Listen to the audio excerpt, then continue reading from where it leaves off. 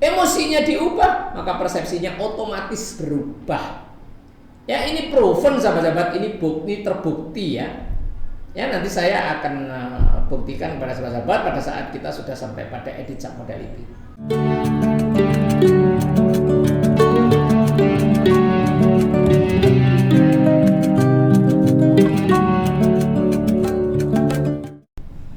Assalamualaikum warahmatullahi wabarakatuh. Jumpa lagi dengan saya Jumal Multazam di kelas NLP Nusantara.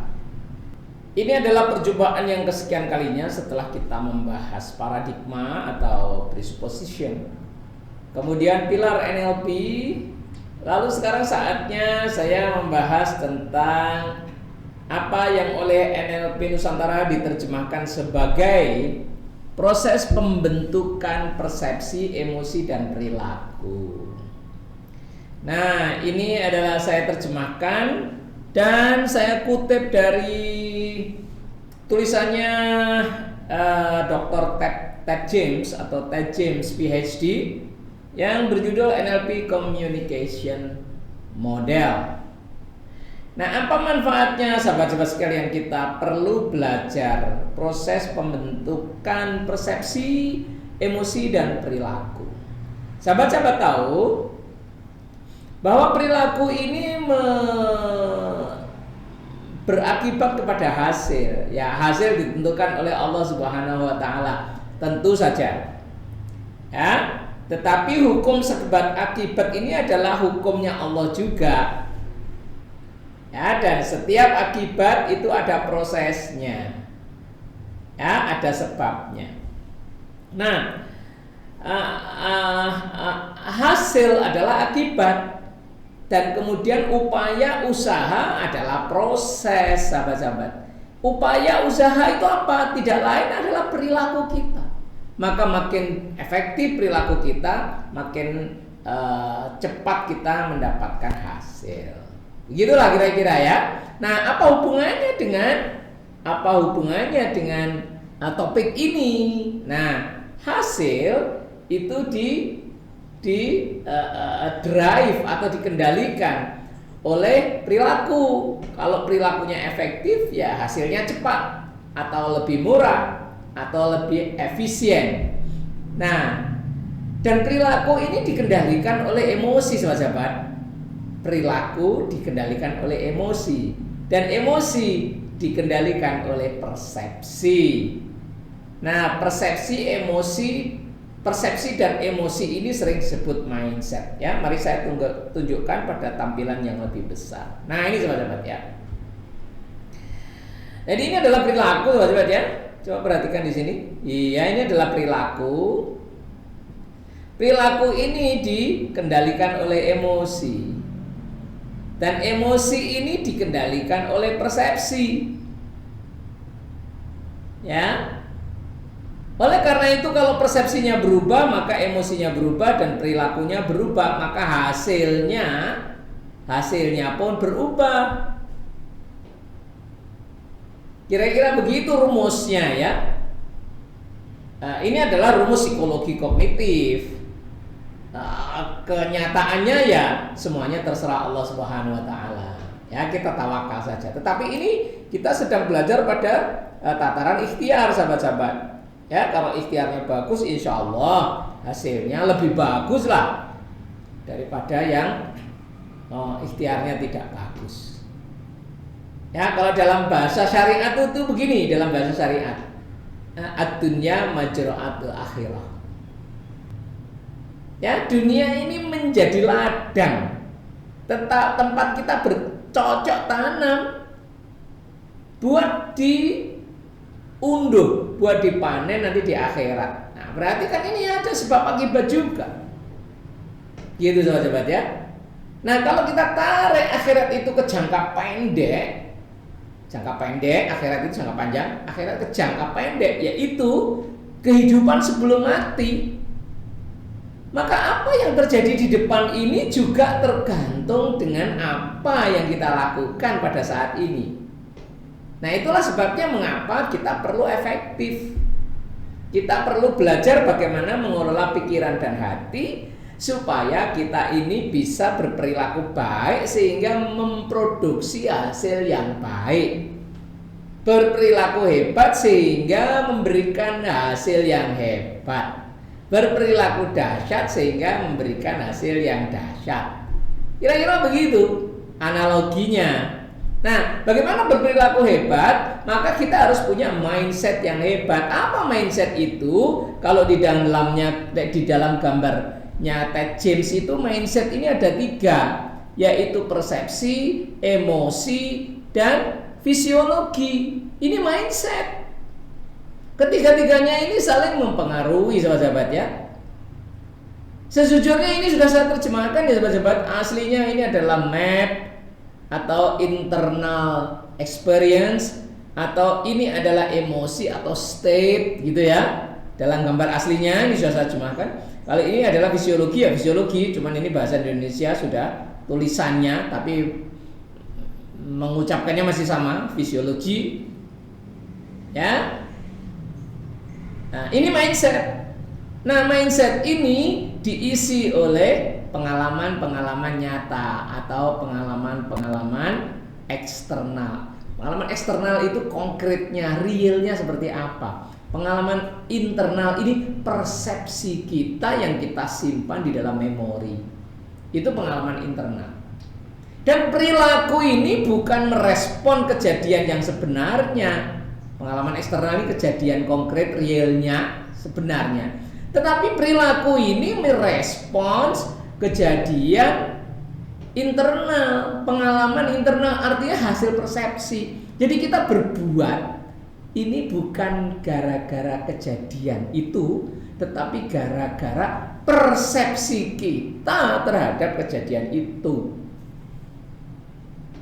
Dan persepsi ini bisa berbeda-beda dalam satu kepala dengan kepala yang lain, dalam satu orang dengan orang yang lain dari peristiwa yang sama. Persepsinya itu bisa berbeda-beda. Oleh karena itu menghasilkan perilaku yang berbeda. Ada perilaku yang berbeda memproduksi efektivitas yang berbeda, memproduksi hasil yang berbeda. Nah, oleh karena itu betapa pentingnya kita mengelola pikiran dan hati ini supaya kita bisa menghasilkan perilaku yang tepat, perilaku yang efektif untuk mencapai tujuan. Oke, itu ya, itu baru latar belakangnya sahabat ya. Mengapa kita penting mempelajari proses pembentukan persepsi ini, agar kita tahu pada bagian mana saya harus melakukan engineering, membuat persepsi ini by design, sehingga perilaku kita juga by design. Ada rencananya, enggak asal respons enggak, tapi melalui satu proses yang sudah kita kelola dengan baik. Oke, lalu saya jelaskan ya bagaimana proses cara kerjanya, proses pembentukan persepsi itu. Sahabat-sahabat, pengalaman eksternal ini ditangkap oleh panca indera, ya, sebutannya itu visual, auditory, kinestetik, olfaktori, dan gustatori. Visual mata, auditory telinga, kinestetik itu kulit, perabaan, ya, kemudian gustatori itu olfaktori adalah bau, dan gustatori adalah lidah. Sebetulnya ini bukan bibir ya, lidah. Indra pengecap itu menangkap kejadian yang menimpa kita, kejadian yang terjadi pada diri kita. Kita tangkap dengan 5 indera itu. Ya, setelah kita tangkap, maka apakah langsung masuk ke dalam memori? Tidak, diproses dulu, sahabat-sahabat, diproses dulu, ya, diubah dulu supaya sesuai dengan dunia kita. Kalau nggak sesuai dengan dunia kita, diubah, atau kalau sama sekali tidak bisa diubah, dibuang, di-delete tadi, supaya kita itu bisa menerima atau tidak menerima, begitu saja. Kalau nggak menerima, kita buang. Kalau bisa menerima, lalu kita sesuaikan dengan dunia kita, dimodifikasi. Distorsi itu modifikasi. Ini pemrosesnya, ya. Filternya ini, kejadiannya ini. Apa yang dilakukan oleh filter ini adalah yang di atas ini, ya. Dilesi itu penghapusan. Jadi informasi yang masuk ke dalam pikiran kita itu sebagiannya dihapus. Supaya apa? Karena a lot of information sliveran, banyak sekali informasi sliveran, maka supaya otak kita tidak overload, kita perlu mengambil sebagiannya saja. Artinya yang lain di don't care atau dihapus. Itu filter pertama. Namanya filter dilesi atau deletion. Oleh karena itu yang penting-penting saja yang kita ambil supaya otak kita ini efisien. Proses yang kedua disebut distortion. Distortion itu apa? Distortion itu adalah segala sesuatu yang terjadi ini nisbi di dalam otak kita. Kejadian yang nyata itu diterima otak kita ini nisbi. Nisbi itu maksudnya bukan mutlak, bukan kejadian aslinya, tetapi setiap orang berbeda-beda melihat hal yang sama. Melihat hal yang sama itu setiap orang bisa berbeda-beda. Itu yang disebut nisbi. Kenapa? Karena terjadi distorsi. Ya, apa yang melakukan dilesi, apa yang melakukan modifikasi itu di bawah ini prosesnya. Nanti ya satu-satu. Yang terakhir adalah generalisasi atau generalization. Yaitu pembuatan kesimpulan-kesimpulan supaya apa? Supaya lebih simple. Masalah yang complicated kemudian kita buat kesimpulan. Oh, berarti, nah begitu. Kalau ada kata-kata oh berarti, itu proses pembuatan generalization. Oh berarti dia itu baik hati. Oh berarti dia itu jahat. Oh berarti Allah itu maha kuasa. Nah itu namanya generalization. Oh berarti orang sini itu baik-baik. Oh berarti kelakuannya itu memang jelek. Ya, itu semua adalah hasil dari proses generalization. Itu akan bisa memperpendek seluruh informasi yang complicated. Setelah Anda generalisasi, maka akan menjadi sederhana. Dan ini membuat otak kita menjadi sangat-sangat efisien. Dilesi dan generalisasi membuat otak kita efisien. Distorsi membuat informasi itu sesuai atau kita adopsi, kita modifikasi supaya sesuai dengan alam pikiran kita. Karena setiap orang mempunyai lingkungan pikiran, lingkungan alamiah yang berbeda di dalam pikiran orang. Meskipun hidup pada ekologi yang sama, meskipun hidup di dalam lingkungan yang sama, tetapi setiap memandang segala sesuatu itu disesuaikan dengan alam pikiran dia. Apa yang membuat orang harus menyesuaikan di dalam alam pikirannya? Di antaranya adalah keyakinan dan nilai-nilai. Di antaranya itu, yang ini ya, kecil sekali, nilai dan keyakinan. Ya, sama saja ini.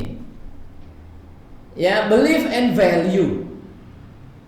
Itu menjadi filter penting untuk distortion kita atau bahkan deletion. Kita tolak sama sekali atau kita terima tetapi kita sesuaikan supaya informasi itu menjadi adaptable, menjadi comfortable untuk otak kita, untuk lingkungan alamiah internal kita. Di dalam NLP sebutannya adalah model of the world. Ya, model dunia setiap orang di dalam pikiran orang itu berbeda-beda. Nah, oleh karena itu informasi yang masuk mereka sesuaikan supaya cocok dengan model dunianya. Ya, yaitu salah satunya adalah nilai. Yang kedua, perilaku. Kebiasaan kita berperilaku itu sangat menentukan bagaimana informasi itu kita persepsi. Orang yang perilakunya itu keras, maka dia akan mempersepsi segala sesuatu itu dengan latar belakang keras. Responnya keras begitu. Orang yang lembut maka mempersepsi segala sesuatu itu ya dipandang dengan kacamata lembut. Begitu sahabat-sahabat. Jadi benar-benar tergantung dari perilaku kita. Kita mempersepsikan segala sesuatu itu tergantung dari perilaku. Ini ya. Bahasa aslinya ini adalah behavior. Kalau nilai dan keyakinan itu tadi adalah value and belief. Itu bahasa aslinya dari Master Ted James. Kemudian berikutnya adalah kecenderungan. Bahasa aslinya adalah metaprogram. Ya, yaitu perilaku yang meta. Artinya kecenderungannya apa kecenderungannya? Apakah kecenderungannya itu positive thinking apa negative thinking? Misalnya begitu. Apakah away from atau toward? Ya. Itu nanti kalau kita sampai di pembahasan tentang metaprogram. Tapi intinya adalah kecenderungan. Kamu cenderung apa? Kamu cenderung positive thinking apa cenderung negative thinking? Kamu kalau memutuskan itu cenderung eksternal atau internal? Eksternal itu artinya menunggu pendapat orang. Internal itu artinya Anda punya independensi untuk memutuskan. Ya terserah saya. Itu internal. Nah, itu sangat mempengaruhi bagaimana Anda membuat persepsi terhadap kejadian-kejadian yang nyata. Dan nanti persepsi itu menjadi kejadian internal namanya internal representation atau internal experience, pengalaman internal. Pengalaman eksternal adalah kejadian yang sesungguhnya, pengalaman internal adalah hasil dari proses filter ini. Ya, hasil dari dilation, distortion, dan generalization. Hasil dari dilesi, pendiletan, penghapusan. Dilesi itu penghapusan, pendiletan. Terus kemudian distorsi adalah penyesuaian, distorsi teman-teman. Dan generalisasi adalah kesimpulan. Ya. Dipengaruhi apa? Di antaranya oleh belief and value, kebiasaan perilaku kita. Terus ini apa ini? Kecenderungan. Terus ini adalah keputusan. Keputusan kita apa? Kalau kita sebelumnya punya keputusan A dengan sebelumnya punya keputusan B, ini membuat persepsi berbeda.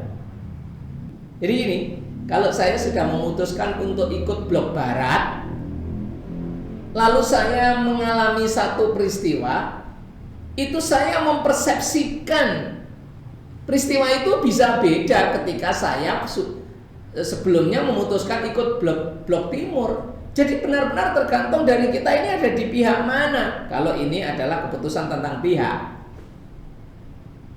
Tapi kalau keputusan kita ini keputusan tentang keuangan misalnya, juga begitu. Saya akan memutuskan untuk mengumpulkan kekayaan. Nah, itu beda dengan saya akan memutuskan setiap kekayaan yang saya terima akan langsung saya sedekahkan. Ini mempersepsikan segala sesuatu jadi berbeda karena keputusannya berbeda. Itu ya, decision ini aslinya bahasa. Keputusan. Terus berikutnya adalah pengalaman, sobat-sobat. Pengalaman tuh ini ya. Kok kelihatan pengalaman ini. Nah ya, pengalaman itu ya pengalaman masa lalu. Ada trauma, ada bahagia, ada kecewa. Itu sangat mempengaruhi. Ya, pengalaman baik, pengalaman buruk sangat mempengaruhi bagaimana kita memutuskan sesuatu. Saya sudah pernah ketemu dia, apa saya belum pernah ketemu dia, itu beda. Dengan aksi yang sama, dengan action yang sama, saya melihat dia itu bisa beda. Kenapa? Kalau pengalaman masa lalu saya dengan dia baik, maka saya cenderung akan menerima setiap actionnya itu dengan frame baik. Kalau saya sudah pernah punya pengalaman kecewa dan tidak percaya sama dia, maka saya cenderung menolak. Apapun kalimat-kalimatnya saya cenderung menolak. Nah ini jadi filter juga sahabat-sahabat, yaitu apa? Pengalaman. Nah ini ya bagus nggak bagus. Bagusnya kita menjadi berhati-hati. Tetapi pada sisi yang lain, Anda kalau terlalu percaya pada pengalaman buruk, Anda tidak berani melangkah. Terlalu banyak trauma. Dan itu bisa dibetulin nanti ya, insya Allah ya, di terapi Editha Modality. Filter pengalaman itu yang mempengaruhi persepsi. Kemudian bahasa. Kebiasaan Anda berkata-kata, memilih kata-kata itu sangat mempengaruhi bagaimana Anda mempunyai persepsi terhadap kejadian-kejadian yang masuk dalam diri Anda. Orang-orang yang omongannya bagus dengan orang-orang yang omongannya tidak bagus, itu mempersepsikan segala sesuatu itu beda hasilnya. Nah, itulah sebabnya para ustadz menyampaikan bahwa Nabi kita ini menyuruh kita untuk terus berbicara kata-kata yang thayyib, yang sering disebut kalimat thayyibah. Ya, kata-kata yang baik. Karena kata-kata yang baik ini akan membuat kita itu menerima informasi itu dengan persepsi kebaikan. Dan akibatnya akan membuat mindset baik, sehingga kita punya emosi yang baik dan perilaku kita jadi baik. Tapi kalau kebiasaan kita itu kalimatnya buruk-buruk, maka filter kita ini jadi filter buruk. Begitu, kita jadi sulit melihat kebaikan. Kira-kira begitu ya. Maka hati-hatilah berkata-kata. Banyak orang mengatakan kata-katamu akan menjadi perilakumu. Perilakumu akan menghasilkan perolehanmu. Maka hati-hati berkata-kata. Oke ya. Karena dia punya peran besar di dalam ngefilter kejadian. Kalau filternya jelek, maka respon Anda jadi jelek. Meaningnya jadi jelek. Kalau meaningnya jelek, responnya jelek. Bahasa. Kemudian berikutnya adalah urusan ya. Terjemahan saya dari meter itu urusan. Urusan kecil atau urusan besar, it doesn't matter. Nah ya gitu. Jadi kalau kita punya urusan-urusan besar, melihat sesuatu dengan ketika kita urusan-urusan kita itu kecil, melihat sesuatu yang sama, ini bisa kita persepsi yang berbeda. Kalau kita itu segede ini, besar sekali, melihat kepalang ini jadi kecil. Tapi kalau kita itu kecil, melihat kepalang ini jadi besar. Ya, karena urusan kita itu segede apa gitu. Kalau setiap hari saya mengurus negara, maka saya melihat persoalan-persoalan daerah itu terasa kecil. Tetapi kalau setiap hari saya mengurus desa, maka saya melihat persoalan daerah itu rasanya jadi gede, jadi berat, jadi sulit. Nah begitu loh, kira-kira begitu. Jadi sebesar apa urusan kita, itu membuat persepsi kita terhadap pengalaman berbeda. Kalau kita terbiasa ngurus uang miliaran, maka kita ngurus uang 100.000 itu rasanya jadi ringan. Tapi kalau kita itu terbiasa ngurus uang ribuan, ngurus uang 100.000 juga jadi terasa besar. Beda ya. Dengan urusan yang berbeda ukurannya, maka kita mempersepsikan segala sesuatu itu yang sama, mempersepsikan hal yang sama itu bisa berbeda pada orang yang urusannya berbeda. Nah, ini akan dipandang berbeda oleh orang yang mempunyai urusan penting dan orang yang mempunyai urusan yang tidak penting. Anda sedang mengurus segede apa begitu? Ngurus sepenting apa? Ngurus segenting apa? Ngurus segawat apa? Ya, itu sangat mempengaruhi bagaimana Anda melihat peristiwa. Begitu ya? Urusan. Tadi kecenderungan itu ada negative thinking apa positive thinking di antaranya. Urusan sudah ya. Yang kedua adalah yang terakhir adalah waktu dan ruang. Waktu. Kalau waktu Anda sempit, dengan waktu Anda sangat longgar, itu melihat segala sesuatu itu juga bisa berbeda. Dan akhirnya keputusanmu bisa berbeda. Karena kalau waktunya longgar, kamu punya kesempatan berpikir lebih panjang. Kalau waktunya sempit, Anda tidak punya kesempatan berpikir. Sehingga decisionnya beda. Aksinya beda, bisa beda. Karena waktunya beda. Begitu juga ruangan. Ya, orang yang takut dengan kecoa, ketika ada kecoa di dalam kamar mandi, dia di kamar mandi kemudian ada kecoa terbang. Dibanding orang yang sama, kemudian dia di lapangan luas, di sana ada kecoa terbang. Ini responnya berbeda karena persepsinya berbeda. Pada saat dia di kamar mandi, kecoa terasa sangat membahayakan, menakutkan, dan dia bisa berteriak-teriak. Tapi pada saat di lapangan yang luas, ada kecoa terbang jauh di sana, nah dia nggak usah teriak. Kenapa? Karena space-nya berbeda. Itu adalah waktu dan space. Nah, inilah filter-filter, sobat-sobat. Kalau kurang jelas, ulangi, khususnya di filter-filter ini, bolan baleni begitu. Ya, nanti kalau ada kesempatan kita ketemu di Zoom ya. Teman-teman bisa langsung bertanya, Pak, kok bisa begini begitu. Tapi tonton dulu ini, pahami dulu ini. Oke, itu kerjanya filter. Ini filternya, ini pekerjaannya dilation, distortion, dan generalization. Ya, setelah difilter hasilnya persepsi. Maka persepsi kita sangat dipengaruhi oleh waktu. Persepsi kita terhadap peristiwa itu sangat dipengaruhi oleh apakah kita punya waktu atau tidak. Apakah waktunya ini tepat atau tidak. Apakah waktunya ini pagi, siang, atau sore. Itu bisa membuat kita berbeda. Kemudian yang kedua adalah ruang. Apakah kita berada di ruang yang luas atau di ruang yang sempit. Begitu ya. Terus kemudian persepsi juga sangat dipengaruhi oleh urusan. Apakah kita sedang mempunyai urusan banyak atau kita sedang mempunyai urusan sedikit? Apakah kita sedang punya urusan penting? Apakah kita sedang punya urusan tidak penting?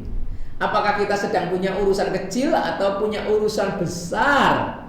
Nah, itu melihat hal yang sama dalam kondisi urusan yang berbeda, itu hasil persepsinya bisa berbeda. Apalagi orang yang lain ya. Orang lain yang punya urusan yang berbeda dengan kita yang punya urusan yang berbeda, itu mempersepsikan segala sesuatu bisa berbeda. Kemudian adalah bahasa. Penggunaan bahasa satu orang dengan orang lain berbeda. Kebiasaan mengucapkan kata-kata bisa berbeda. Kata-kata yang baik, kata-kata yang kasar, kata-kata yang lembut dengan kata-kata yang jelek. Nah, itu bisa mempengaruhi persepsi seseorang dalam melihat peristiwa yang sama, ya. Kemudian pengalaman. Orang yang mempunyai pengalaman yang berbeda bisa mempersepsikan hal yang sama, bisa beda hasil persepsinya. Ya, kita pernah berpengalaman baik dengan dia, itu persepsi kita cenderung baik. Kalau kita pernah punya pengalaman yang buruk dengan dia, maka persepsi kita cenderung hati-hati karena sudah pernah punya pengalaman buruk.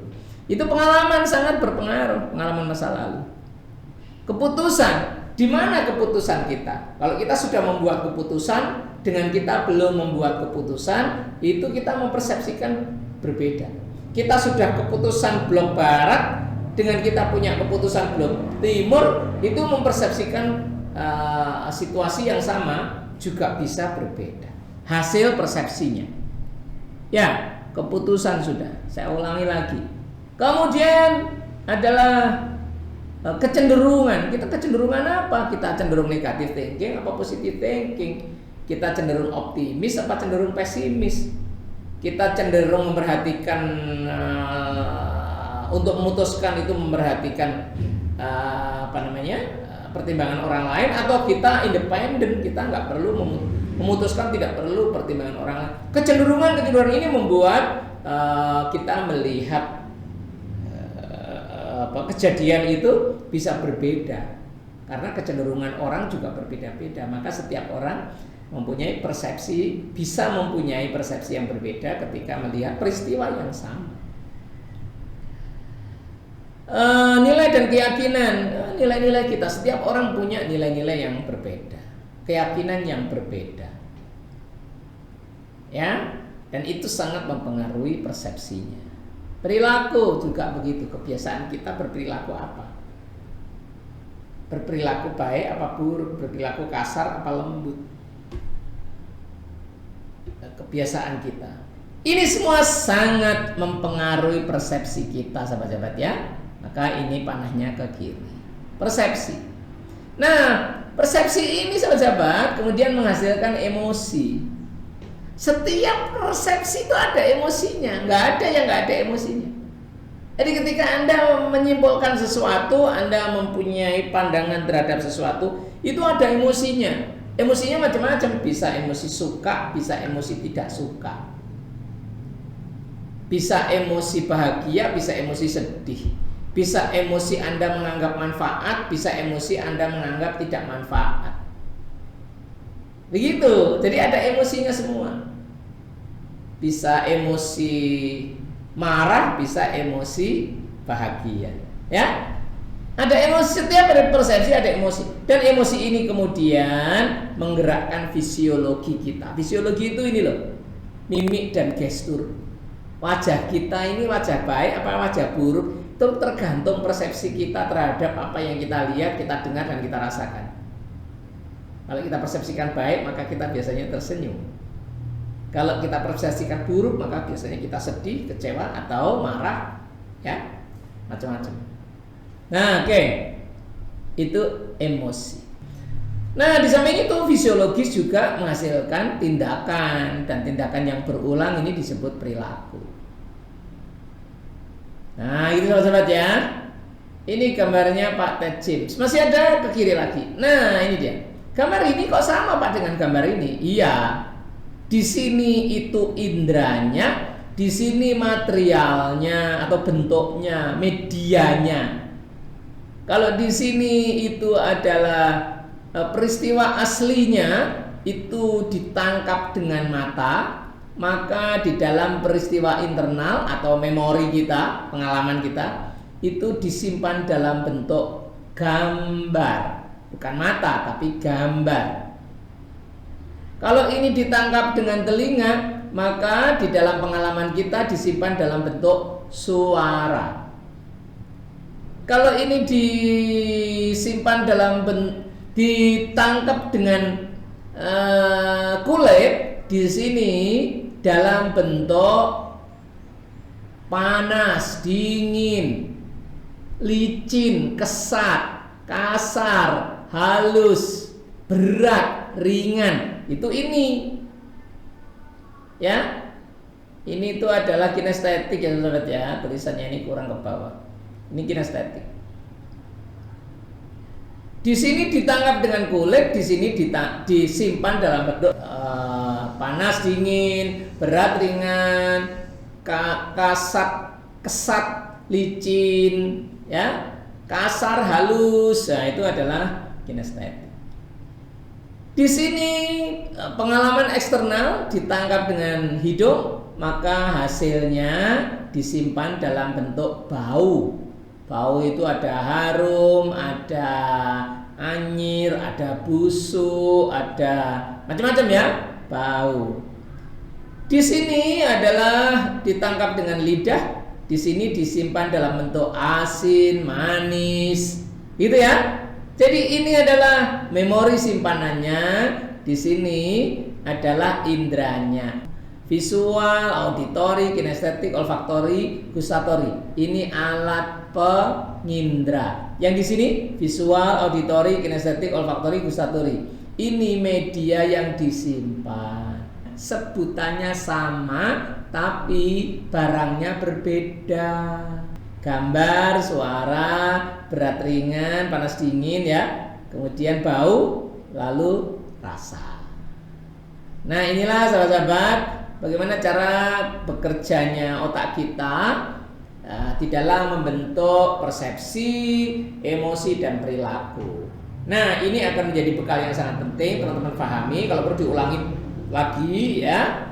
Nanti pada step berikutnya, ya, karena kita bisa mengubah ini. Step berikutnya kita akan mengubah ini, nanti akan kita sebut sebagai modality. Tahap berikutnya kita akan jelaskan apa itu modality dan kemudian manfaatnya. Manfaatnya apa untuk mengubah emosi? Ya, modality lalu manfaatnya apa untuk mengubah emosi. Karena kalau emosi berubah, maka perilaku kita berubah. Nah, keren kan? Emosi berubah, maka persepsi kita berubah. Karena ini bola-balik arahnya. Vice versa. Ya, NLP nanti bisa mengadakan crack otak kita, ya, mengubah perilaku berdasarkan perubahan emosi. Di sini emosinya diubah, maka persepsinya otomatis berubah. Ya, ini proven sahabat-sahabat, ini bukti terbukti ya. Ya, nanti saya akan buktikan kepada sahabat-sahabat pada saat kita sudah sampai pada edit sub modality. Nah, kemudian kita juga bisa mengadakan perubahan di sini, teman-teman. Nah, inilah penemuan saya, namanya creative trauma cleansing. Yang alhamdulillah, syukurillah, temuan itu sekarang sudah diteliti di University of Perlis, Malaysia, oleh Dr. Umi. Terima kasih Dr. Umi. Dan juga sudah dipakai di 3 negara ya, Singapura, Malaysia, dan Indonesia. Ya, namanya creative trauma cleansing. Hanya dengan tepuk-tepuk gini, sahabat-sahabat, ya, tepuk-tepuk gini, maka emosi Anda bisa berubah. Maka persepsi Anda terhadap sesuatu itu bisa berubah. Ya, Anda memandang peristiwa itu bisa berubah. Keren banget, Anda akan dapat insight baru, dapat hikmah baru, begitu. Ya, terapi hanya dengan tepuk-tepuk. Insya Allah ya, dengan izin Allah. Nah, itu bagaimana kerjanya? Kerjanya adalah mengubah fisiologis sehingga emosinya berubah, emosi berubah, persepsi Anda berubah, emosi berubah, perilaku Anda berubah. Ini terapi keren. Keren banget. Yang CTC dilakukan di sini, yang nanti yang edit sub modality itu dilakukan di sini. Ya, persepsi ini, persepsi yang dalam bentuk gambar, suara, kinestetik, kemudian bau dan rasa, ya, itu di sini. Edit sub modality dilakukan di sini, CTC dilakukan di sini. Hasilnya adalah emosi berubah dan kemudian perilaku berubah. Ya, keren banget. Ya, tunggu pada video berikutnya yang semakin menarik. Ya, siapapun Anda terapis, Anda trainer, Anda orang yang suka personal development, pengembangan diri, ya, karena pusat dari hasil dalam hidup kita ini adalah perilaku, dan kita sedang diskusi tentang bagaimana cara mengelola perilaku.